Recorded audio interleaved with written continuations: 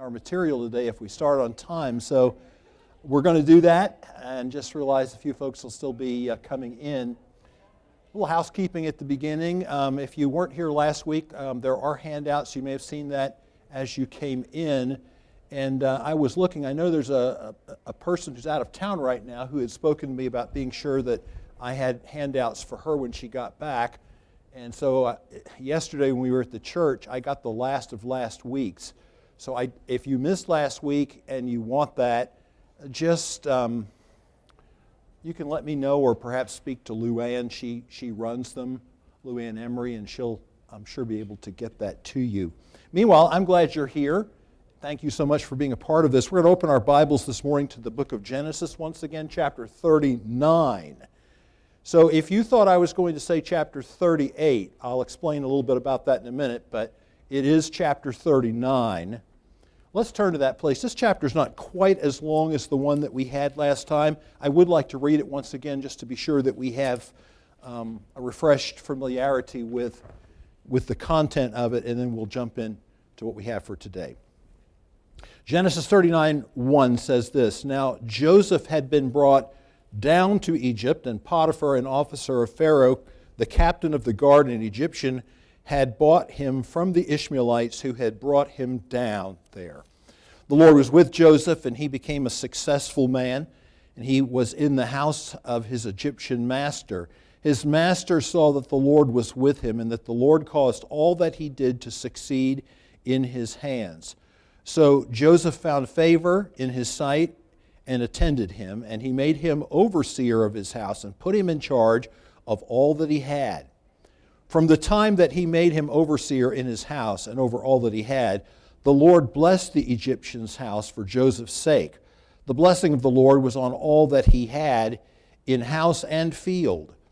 So he left all that he had in Joseph's charge, and because of him he had no concern about anything, don't you love this touch, but the food he ate. Now Joseph was handsome in form and appearance, and after a time his master's wife cast her eyes on Joseph and said, "Lie with me." But he refused and said to his master's wife, "Behold, because of me my master has no concern about anything in the house, and he has put everything that he has in my charge. He is not greater in this house than I am, nor has he kept back anything from me except you, because you are his wife. How then can I do this great wickedness and sin against God?" And as she spoke to Joseph day after day, he would not listen to her, to lie beside her, or to be with her. But one day when he went into the house to do his work, and none of the men of the house was there in the house, she caught him by his garment, saying, "Lie with me." But he left his garment in her hand and fled and got him out of the house. And as soon as she saw that he had left his garment in her hand and had fled out of the house, she called to the men of her household and said, "See, he has brought among us a Hebrew to laugh at us. He came in to me to lie with me, and I cried out with a loud voice. And as soon as he heard that I lifted up my voice and cried out, he left his garment beside me and fled and got out of the house." Then she laid up his garment by her until his master came home, and she told him the same story, saying, "The Hebrew servant whom you have brought among us came in to me to laugh at me. But as soon as I lifted up my voice and cried, he left his garment beside me and fled out of the house." As soon as his master heard the words that his wife spoke to him, "This is the way your servant treated me," his anger was kindled. And Joseph's master took him and put him into the prison, the place where the king's prisoners were confined. And he was there in prison, but the Lord was with Joseph and showed him steadfast love and gave him favor in the sight of the keeper of the prison. And the keeper of the prison put Joseph in charge of all the prisoners who were in the prison. Whatever was done there, he was the one who did it. The keeper of the prison paid no attention to anything that was in Joseph's charge, because the Lord was with him, and whatever he did, the Lord made it succeed. So we'll end our reading here, and if you would, let's just have a word of prayer and ask God's blessing. Our Father, thank you for a beautiful Lord's Day that you've given us. Nice, crisp, beautiful sunshine. Thank you for people who are here today and find it important to be in the Lord's house on the Lord's Day, and to make even a little extra special effort to be here for the Sunday school time. Would you bless this class as well as the other classes, whether they're with adults or people who are handling our children, and may the word of the Lord be glorified and have free course in our midst today. Lord, there's something here for everyone, and I just pray that you will give us the ability to focus, the ability to concentrate, the ability to put aside those things that perhaps are legitimate for us to think about or be concerned about, but that we really can't deal with now, and it's not your will. It's your will that we focus on what the ministry of your word and the Spirit of God may have for us. And to that end, Lord, prepare our hearts. I pray that you would help me today, Lord. I pray for fresh cleansing, for a fresh sense of the presence of your Holy Spirit. Lord, I pray to be able to handle this chapter today in a reverent, practical, and helpful way, and that you will bless in that now. In Jesus' holy and wonderful name, amen. All right, well, we want to begin, and you notice I've titled today's lesson, A Classic Temptation, and it is indeed. I'm going to develop a little bit more about that in a few moments, but first I want to explain to you, why are we not looking at chapter 38? Because normally, unless you use fuzzy math, chapter 38 follows chapter 37, and we're out of sequence with chapter 39. Yes and no. If we want to continue our focus on the life of Joseph, the story of Joseph, we skip to chapter 39 because you have a bit of a digression in the story in chapter 38. By no means would I want you to gather from what I'm saying that the content of chapter 38 is not important. It's extraordinarily important in the greater context of the whole story of what's going on in the book of Genesis and the unfolding of God's plan of redemption through the seed of Abraham. Judah is who is concerned in this particular chapter, chapter 38. So you know that's going to make this chapter important for us to know some things about Judah. Judah, when we get a little bit deeper into the story of Joseph, is going to figure prominently. I won't get into that now for time's sake. But then when you get to the end of the book, chapter 48, when Joseph is giving those predictions from sort of his deathbed, as it were, about his 12 sons, we find out that Judah is the one through whom the redemptive program is going to work in particular, that his line is going to be the one through whom Messiah comes. So it really is important for us to know about Judah. And I will tell you something else. There's also a clear contrast. There's another thing that makes this relevant to the story of Joseph, but not where we would spend the whole time on it. And that is, this story is a sort of a sordid one, and actually what we're dealing with in chapter 39 is kind of the opposite of that, because when you read chapter 38, you find about this escapade into immorality that Judah gets involved in. It is meant, I think, by the writer and meant by God to be a very clear distinction and contrast to what we're going to see when Joseph faces the same type of a situation. Similar, not exactly the same, but the similar type of thing. I make the comment here, too, that it's a story of classic temptation. So we have a lot of this in the Bible. Actually, the Bible doesn't try to pull punches. So we have characters like Samson. He had lots of problems in this area of morality and physical temptations, and for him, women, this type of thing. You have David, and once again, his escapade into immorality. You have the story in Proverbs chapter 7, so I reference that here in this point of introduction. That is a classic chapter. That's important for us to say this because if you're familiar with these accounts, these stories, and then if you're familiar with chapter 7, which is a classic unfolding of Solomon trying to warn his son, where it actually gives a case in point where he sees a young man who kind of makes his way in that direction and then falls prey to the seductress, you're going to be able to find that there are some elements that just keep coming to the surface in this. So without saying too much, I think God knows that we need some insights into this and we need to be on guard. There are seasons of life, to be sure, and you could perhaps argue that some of these temptations are stronger at one stage of life than another. I think you could also make a case that they don't particularly totally ever go away. And so, especially with men, I'll go that far, okay? So this is something that really invites our attention, and it really is something that's serious, and that's why I've prayed a lot about what I say today, because I want it to be helpful. So we do find Joseph to be victorious, and that's the clear contrast and distinction that you have with Judah in the chapter before. But here's the thing, even though we've sort of set the stage, and this has to do with a moral situation, it has to do with a sexual situation, any classic temptation is bound to, especially if you're victorious in it, is bound to feature certain principles that go beyond the specific example. So watch for that, even if you're not particularly concerned about the case in point. So let's do this. First of all, I want to talk about the stage is set in verses 1 through 6. The stage for what? Well, a classic temptation and a classic battle. That battle is going to be won. That's refreshing, isn't it? Especially, again, as I say, when you compare it to chapter 38. It's refreshing to know that God equips us with the grace to deal with any temptation or trial that He allows to come into our life, no matter how strong it seems to be.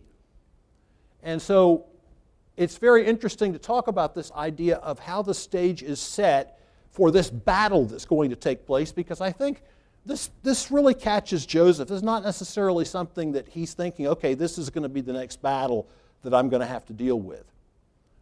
But it is, and it's something that God allows to happen. So let's set this stage, and then I'll make more clear what I'm talking about when I say this. Here's a way that you can look at chapter 39. Think of a roller coaster. I mean, if chapter 37, we called that a shaky start, think about a roller coaster ride now. So roller coasters, I don't know that I may have ridden on one. You'll never get me back on another. That I can promise you. I've ridden on some pretty interesting Ferris wheels, and you'll never get me back on another one of them either. I'm too mature. I've progressed too far in life is the best way I know to give myself a little benefit of the doubt. Not going there.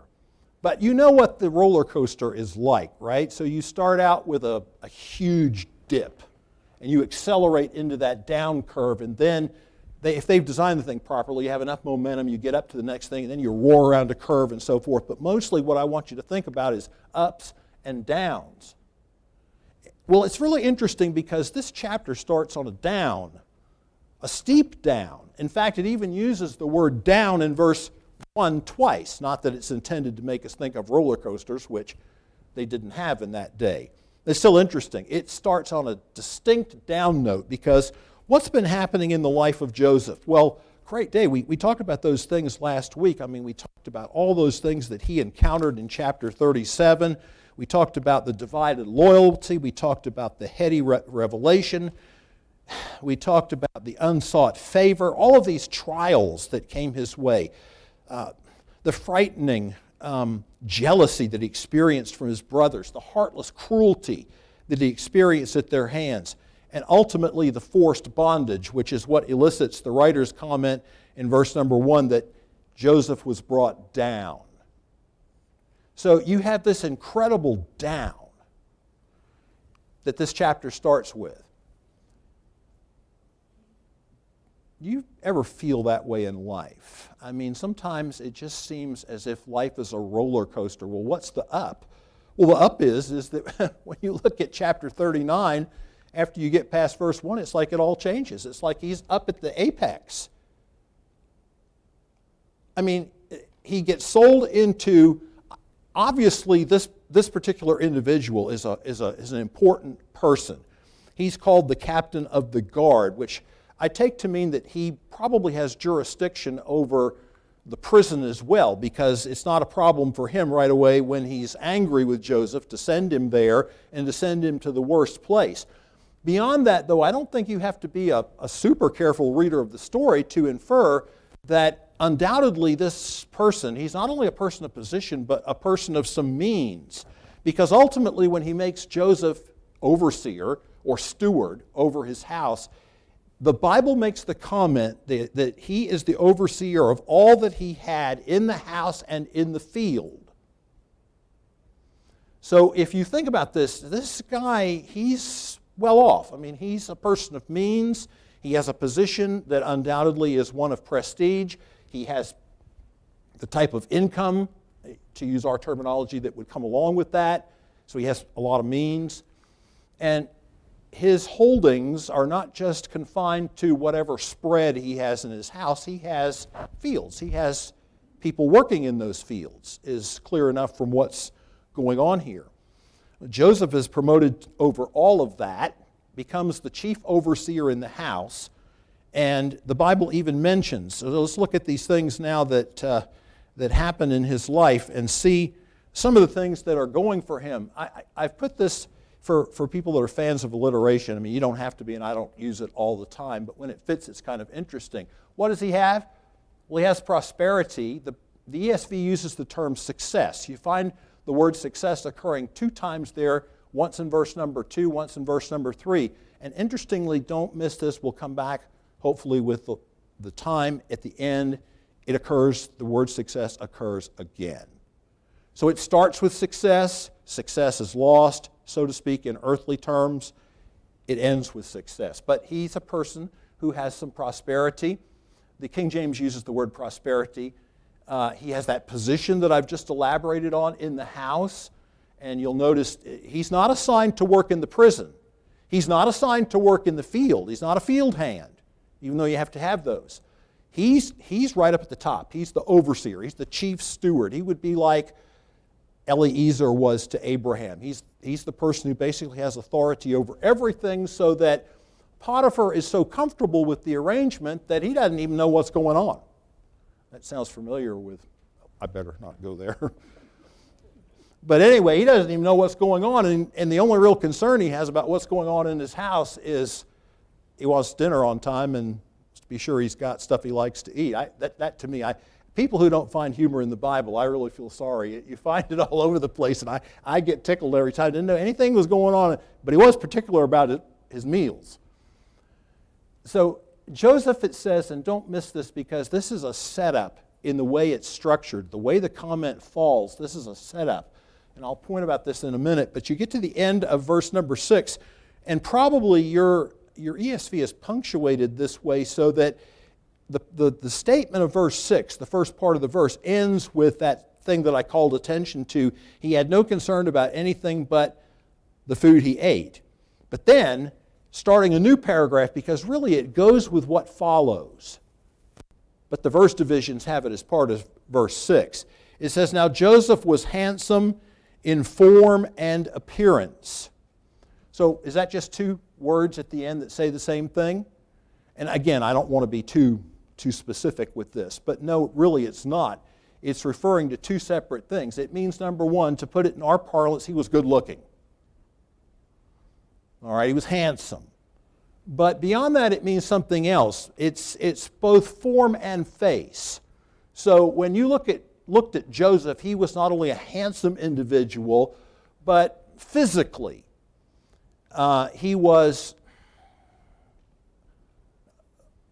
he had the goods that way too, so to speak.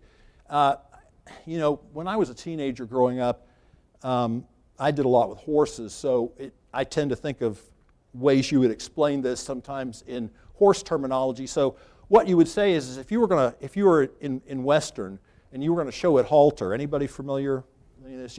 You'd go in there and show at halter means you'd take your horse out there. You'd only have a halter and a lead line. And it would be a class. Other people would be doing the same thing. You'd bring your horse in and you'd line up in a row. And you want to get the horse where the 2 front feet, the 2 back feet are both parallel. And the horse doesn't do one of these things like they do, where they take a, you don't want that. You want the thing posed just right. And then the judge comes around, and what he looks for, besides some of those things, he looks for confirmation. So in other words, how's the horse put together? What's the physique? What's the form? Does it have a steep place back here where it shouldn't? Is it all? That's what showing a halter is all about. So this is to say both of those things. Joseph had good conformation. That's what this is saying.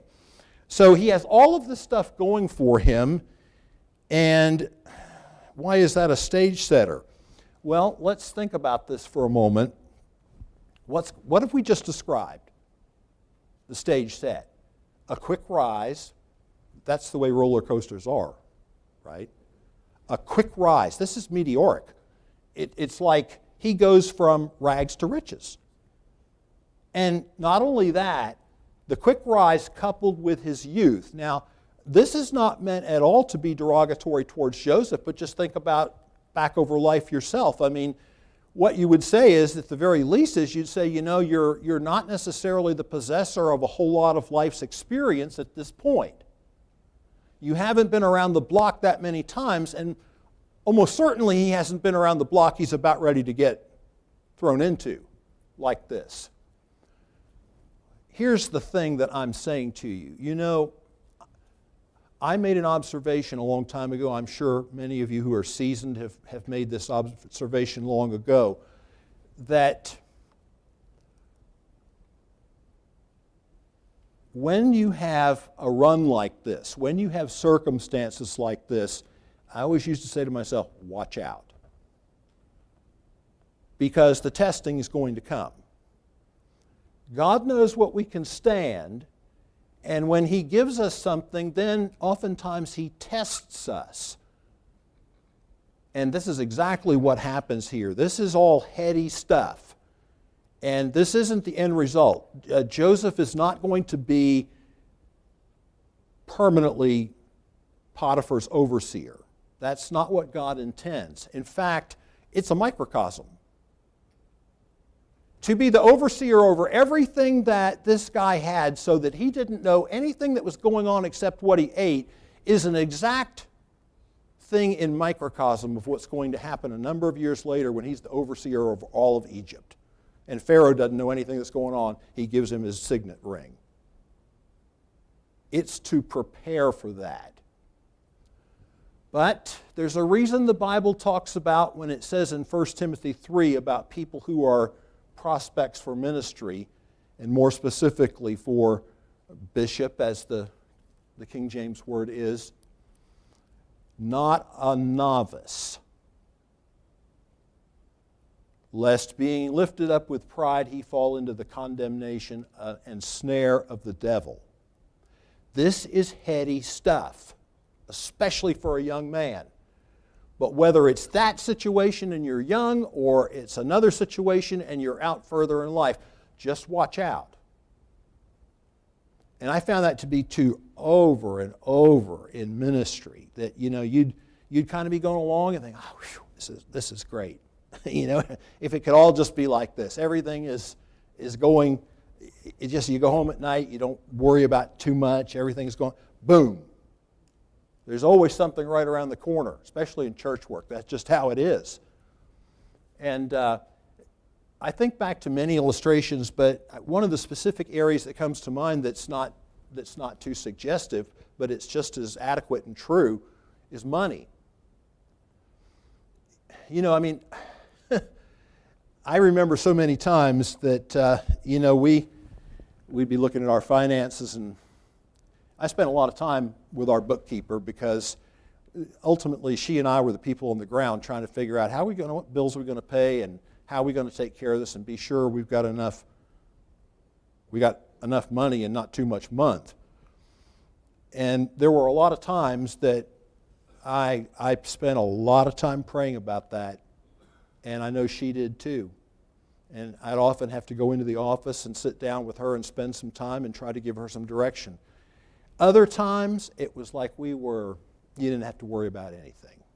You didn't have to worry about anything. See, when you're operating a ministry like that, and especially if you have a Christian school with it, you have a lot of expenses. And these people that are on your staff, they want to be paid every week, and they don't want excuses.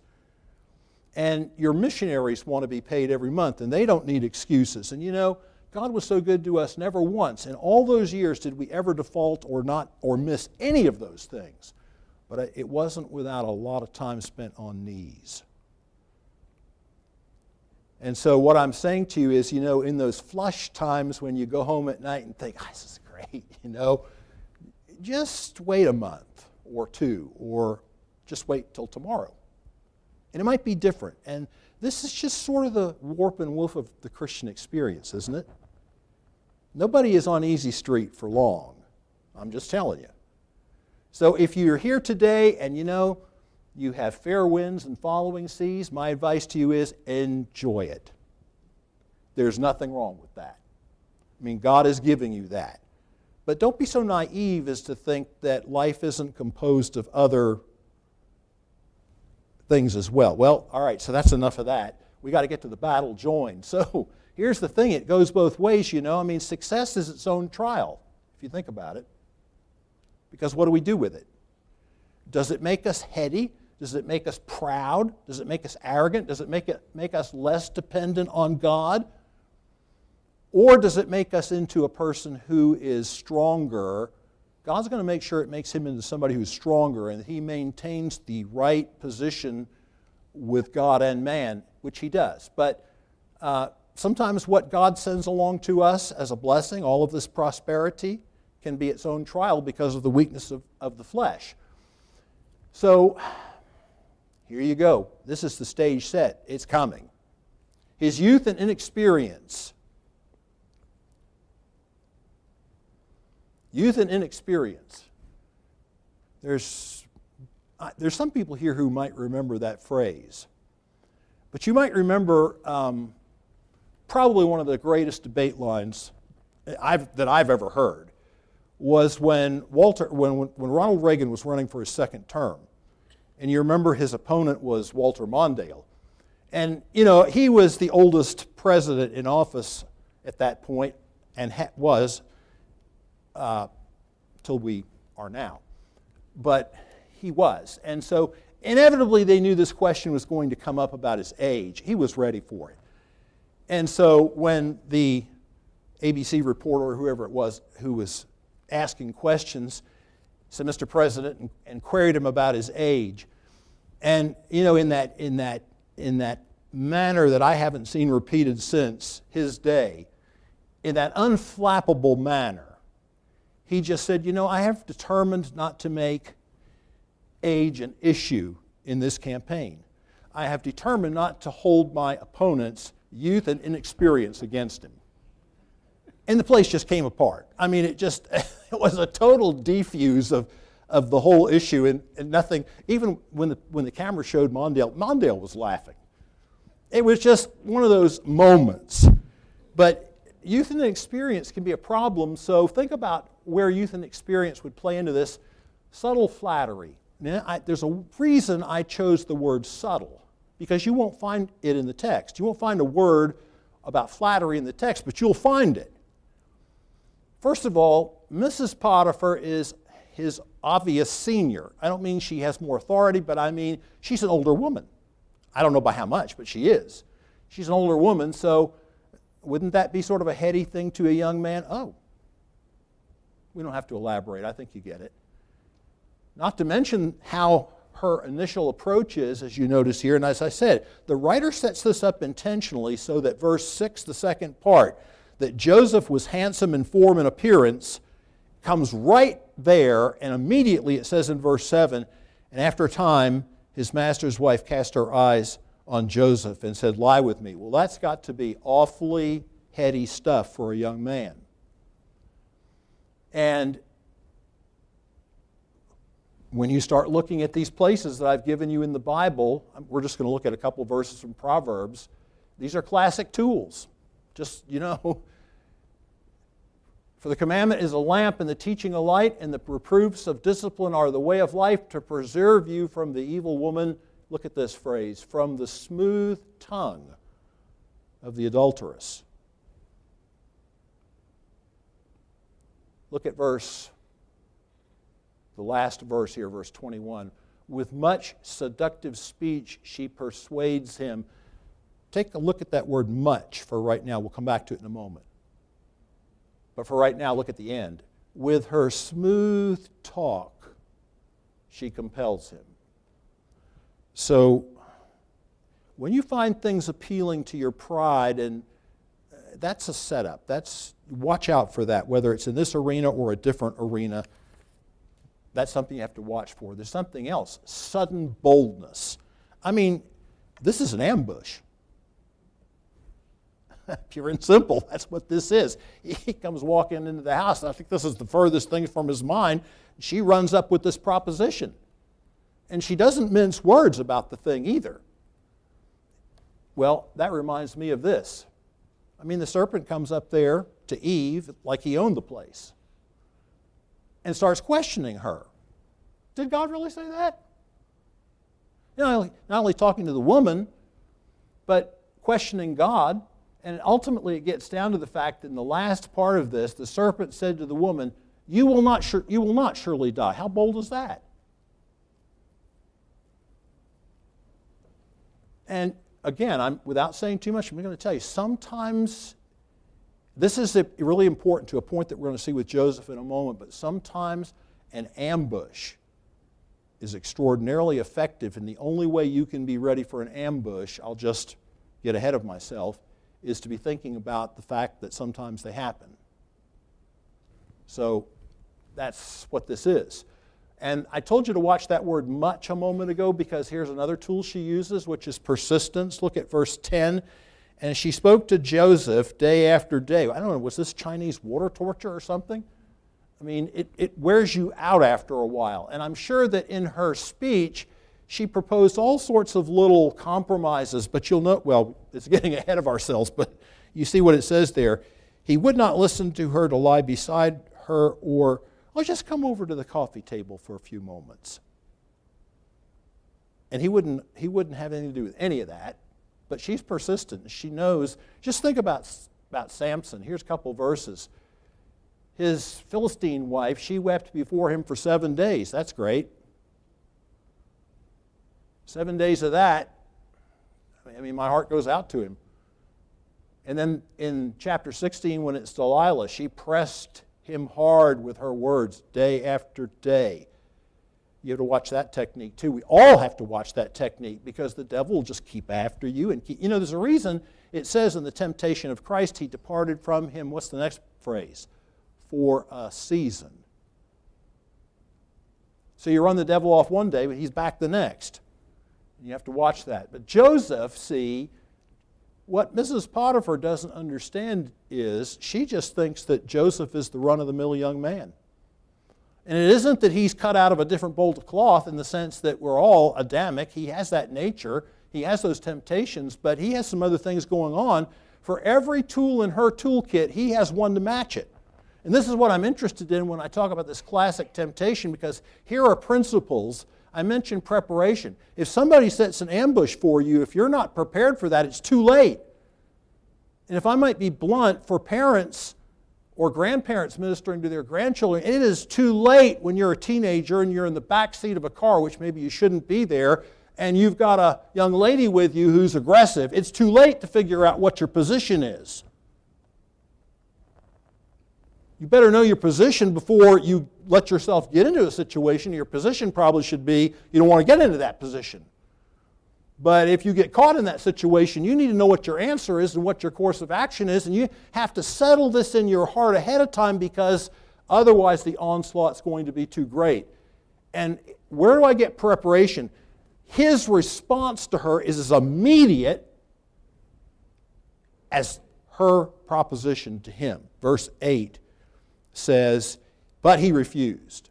I mean, he didn't sit down and negotiate or parley or say, well, let's talk this out. No, you're going to, you've lost if you start down that road.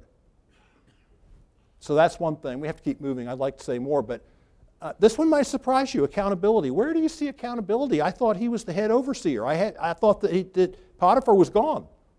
Potiphar didn't even know what was going on. So where was accountability? I mean, they didn't have that video surveillance like they have today. I mean, they have video surveillance going on there. So where's the accountability? He's the head honcho. His position and lack of supervision. which for a lot of us would be excuses. It's what a lot of people say later. Well, I had access to all this money. Nobody else really saw what was going on. There were people caught in embezzling. They had access to all this money and could sign the checks or could do this or do that. Nobody really knew. I mean, how many people, if anybody, heard about, is anybody familiar with Coleman Street Bakery? Nobody? Oh, you got to look them up. Man, if you like fruitcake and you haven't, I shouldn't be a tempter. You'll get one of those fruitcakes and you'll be forever hooked if you like fruitcakes. But they had an article in the latter part of the year, up towards Christmas time, this guy embezzled $16 million from them. And I looked at that thing and I said, man, that's a lot of fruitcakes. $16 million he embezzled, but he had access to it. So other people, this is what becomes the excuse. Well, I could. Joseph says to himself, yeah, I could, so I have to impose a stricter standard on myself. You see what's going on here? Where do you see that stricter standard? Well, he brings it out himself. He says in verse 9, or he responds to her and says, my master has no concern about anything. It's all true. It's all true. I have this position and there is opportunity. But I can't do that. That would be to abuse the trust that's been placed in me. He's put everything in my charge, verse 9. He is not greater in his house than I am, nor has he kept back anything except you. And then this is where Joseph's theology comes out. And this is something we should take note of. What's your view of sin, high or low? Because in this day, it's a very low view of sin if you call it sin at all. Oh, well, everybody does that. And standards are no more, and we just have sort of explained away all these things. Well, everybody ends up doing that sometime or another. No, they don't. And you can't give yourself that little excuse. Joseph didn't do it. It's why he was successful. He said to himself, because so many other people do get trapped there, I'm going to be careful that I don't by God's grace. But he says, and one of the things that impels him to this is, because here's how I view sin. It's a great wickedness and a sin against God. It's not just a sin against Potiphar. It is that. Do you realize, folks, everything is on the line here. Everything. Just think about this. Everything is on the line here. It isn't just when Potiphar comes home and believes the story and he loses his position there. No, if he had become involved with this at this point, everything that unfolds later in the story of how God wanted to use him, just like erased. That's what happened to Reuben. That's why Reuben lost the birthright. Everything was on the line. And he said, oh, no, I can't do this. I can't do this to Potiphar. I can't do this to you. I can't do this to God. That's a high view of God and a high view of sin.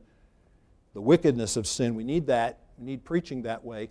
He also has vigilance, which, as I say, that's the answer to her persistence. 1 Peter 5:8, be sober-minded, be watchful, or be vigilant. So he has every tool that he needs. And the last thing that he has going on here is humility. And again, that might be a word that you wouldn't think of to characterize this, but he's very careful not to overestimate his own strength. So when the day comes when he doesn't realize there's another ambush, he doesn't realize there's nobody else around. He's already on his guard about her, but he goes in, he doesn't realize no one else is in the house. She comes up again, grabs him. Joseph and garments have problems. You ever notice that? I mean, there's a parallelism in the story. The garments got him in trouble before, the garments got him in trouble now. I don't know, maybe he should have had a tighter belt or something, sash or something on that robe of his, but she grabbed that thing. Oh, boy. But he flees. Isn't that what the New Testament says? Flee immorality, Paul says. He doesn't say stop and negotiate. He says flee. And again, it goes back to what it says in Proverbs, for many a victim has she laid low, and all her slain are a mighty throng. So Peter said, though all men shall forsake you, yet will not I. There's a problem. And it's not a problem that Joseph has in this instance. Oh, that can't happen to me. Oh, yes, it can. You give the right circumstances and the right provocation and the right lack of spiritual vigilance, and you can be into a problem. So I hope there's some things we can just be encouraged by when we look at this today, because it is possible to join this battle and win. So God gives the victory, and there's some things just to say quickly in closing, and that is, here's another reminder, when you're a person of integrity and you do right, it doesn't necessarily mean that you avoid blowback. The way Paul said it when he was trying to inculcate that principle into young Timothy was, yea, and all who shall live godly in Christ Jesus shall suffer persecution. Now, they're not going to give you accolades. Now, here's what's really interesting. Do you think Potiphar, this is just something to take home and think about, do you think Potiphar believed this whole story?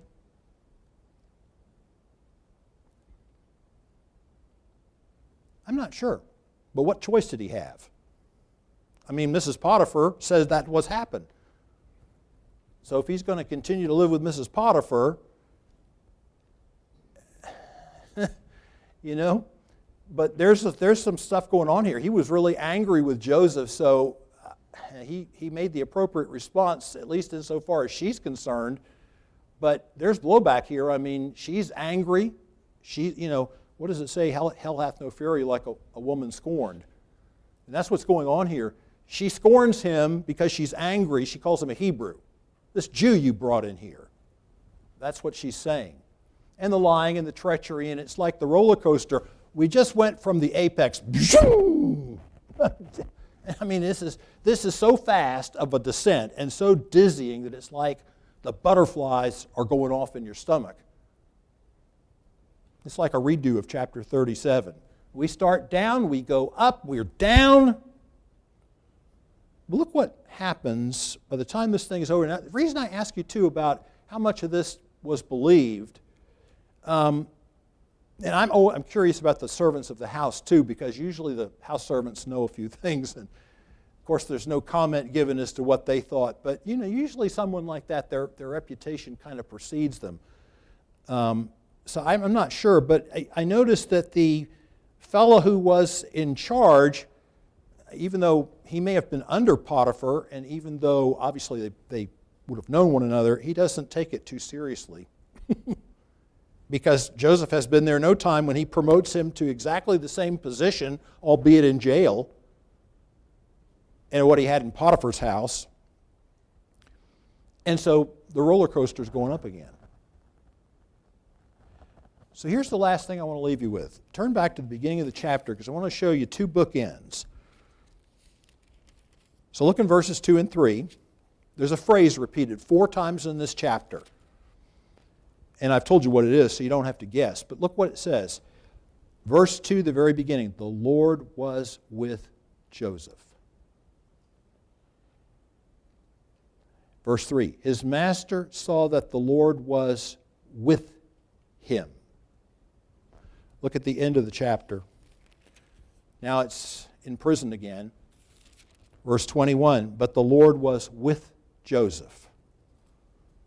Verse 23, the keeper of the prison paid no attention, sounds like Potiphar, to what was in Joseph's charge because the Lord was with him.